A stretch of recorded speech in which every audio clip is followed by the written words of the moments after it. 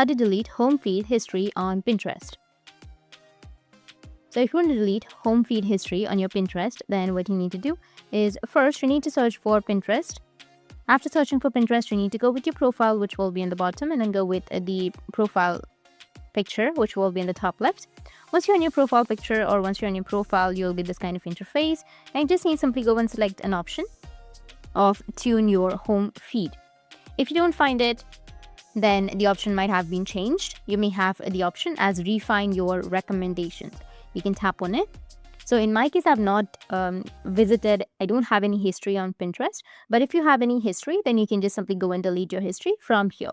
You will have all of the history like your interest, your pins, your boards and everything. So you just need to simply go and select the boards or pins and remove them. That's how you can delete home feed history on your Pinterest. And if you have any questions, feel free to comment below. Thanks for watching.